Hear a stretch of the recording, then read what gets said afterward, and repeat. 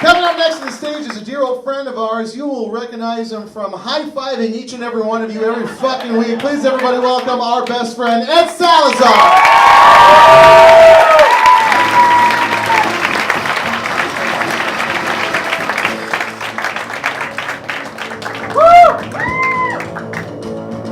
Yeah, hey, thanks everybody for coming, and I'm really enjoying it. I feel like I look a little shitty because I quit my job a little while ago. Thank you very much. I love, like, that is the best thing about living in Los Angeles is you go up to people and you're like, oh, I quit my job, and everyone's like, congratulations. Well done. And you're like, no, I don't have any plans. Yeah, good job. Do you want to read my script? I'll talk to you later, bro. Yeah, I fucking love this town. Like, I was really bummed. I went through like a pretty bad stretch of depression, like not normal sadness, but like I can't sleep in a room with rafters and a belt in it. You know what I mean? Like that kind of depression. And like I came home one day and there was this guy like just hanging out. It was like kind of a sketchy neighborhood, and like there was this black guy leaning on an Escalade late at night. Like he looked like Ving Rhames, like just like 2 delicious scoops of chocolate muscle, like leaning on an Escalade late at night, and I was like, okay, don't look at him, but also don't be racist. You know what I mean? Like, it's a real thin line. And so I'm walking up, and he's like, hey man, I'm like, fuck, and he's like, hey man, you look down. I was like, yeah. He's like, come here. I was like, okay. And he reaches into his pocket and he pulls out his BlackBerry and he hits a button and he shows it to me. And on his BlackBerry is just a video of a woman getting fucked in the ass. It's like a GIF almost. Like it's just real short. I don't know any of the plot or anything. Like, and he just looks at me and he's like, right? And I'm like, yes. I don't know how to argue with this. Also, you look like Marcellus Wallace. You may have my soul somewhere. I don't. And I was like, I got to my house and like, I sat down. That was fucking weird. Like, who does that? Who shows somebody a video like that just randomly? And then I realized, oh no, like I'm being super judgmental. That is that guy's picture of beautiful sunsets. You know what I mean? Like, that's what keeps Vince going. And you know, he's like, oh man, I don't want to deal drugs anymore, but someone's getting fucked in the ass. Live every day knowing that. Yeah, I have depression. Like, I gave it to somebody once. Like that was like that's how bad it was at one point. Like I gave someone. It was my birthday 2 years ago, and I always wanted one of those giant cookie cakes. You know what I'm talking about? Like those really dope things that rich kids got at their party, like ponies and cookie cakes and stuff. And so like I went to the mall because like you can have all of your dreams when they're that meager and you're 37 and you don't have children. Like if your dream is for cable TV and cookie cakes, you've got it. You know. So I go to the mall and I go up to the woman and I hand her my. She's like, "What do you want on it? What do you want on your cookie cake?" And I'm like, "Oh, happy birthday, Ed." And I give it to her. She's like, "How are you gonna pay?" And I go, credit card, and I hand her my credit card, and she goes,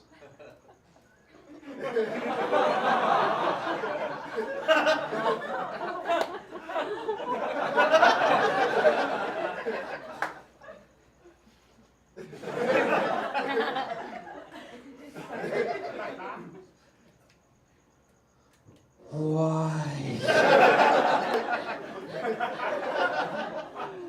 It's like, imagine her, like, laying in bed, her husband coming home. Honey, you get any free cookies today? No, everything's ruined. She now dresses up like Spider-Man on Hollywood Boulevard for dollars. That's where they come from. I cause all of those people to exist. Sorry. I self-medicate. I have a pot prescription. Anyone else here have a pot prescription? I love the hesitancy. Love it. Like, because we all do. Like, half of us have pot prescriptions.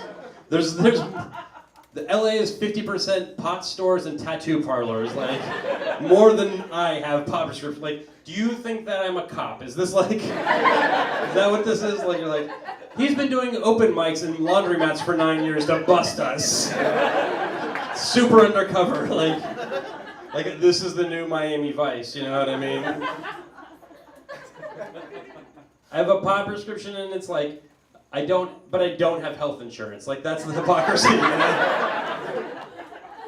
Like, I'm pretty sure, like, I have rickets or something, like, scurvy. Like, I have pirate diseases, but I won't go to a doctor. But it's like, you can make candy taste better. Like, I want that. Oh. I like you.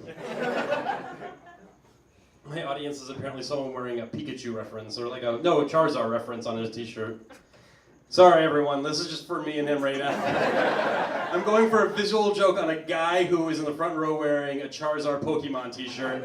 It's hilarious for us. But here's the thing, like, you go into the pot stores now, and they always have like a new version of weed they're on like original Kush like 7, which is an oxymoron. You can't, like, doesn't work. But like, I walk in and I'm like, oh man, this weed is getting really strong. Like, here's how strong.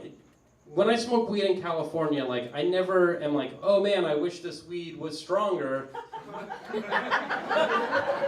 But I have smoked weed in California and been like, oh man, where did this burrito come from? You know, like, so like, I walk in and they're like, well, I want something to get high with. And they're like, well, we got that. And I'm like, what do you got? And they're like, well, we got this strand. It's called Scarface. And I'm like, could I get like a lesser Pacino? Like a Heat Oliventeg? Like, that would be fine. Well, we can have some Skywalker. I'll take a Jar Jar Binks if you've got. Give me a gram of Jar Jar. Like, I'll take an 1/8 of like Ewoks. That would be great. I also I've tried other drugs are great. I don't want to glorify them. I don't need to glorify drugs. They do that fine on their own. Like, they're good at that. Because drugs, the reason they're around is because they're awesome. I did Vicodin like a couple times, and I had to stop doing it because it's the best drug. And if you don't know what Vicodin does, here's what it does. It makes it so you don't care about wearing sweatpants to the mall. It's amazing. Like, when you're at a mall and like, that person is wearing that, like, that guy has Vicodin permanently in his brain, apparently. Yeah, man, I love living in this town, because you get to meet interesting people, and I've got to meet people working in the adult industry, in pornography. Yeah, thank you. I got to meet them. They're professionals that get fucked for money. I got to meet a porn star, and she came to one of my shows, and she said to me, she goes, I'm gonna talk during your set. Which is something people jokingly say to you all the time when you're a stand-up. And I responded kind of like tongue-in-cheek with like a cliche response. I said, I don't go to your job and knock the dick out of your mouth. To a porn star. It's the first time it was ever said to somebody whose job was to put a dick in their mouth. Like, it theoretically could happen that she could have talked during my set and I could have drove to the valley. Gone to a warehouse that is designed to look like a schoolroom or whatever, like, and just knock some dude's dick out of her mouth, and he would have been like, what? And I would have been like, she talked during my set. He said, fair enough, poetic justice.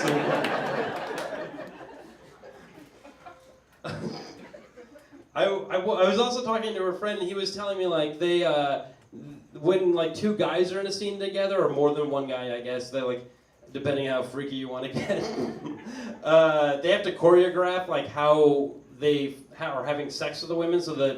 And I was like, why? And he said, well, you don't want your genitals to touch. And I said, why? And he said, well, then it kind of makes it gay. And I was like, yeah, you don't want some sort of stigma following you around for the rest of your life. Look, we'd approve you from this home loan, but some dude's balls touched your balls.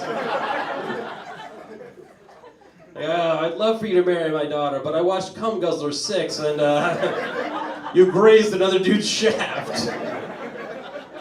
But you were DPing a woman. Jesus. I told that story once at a show.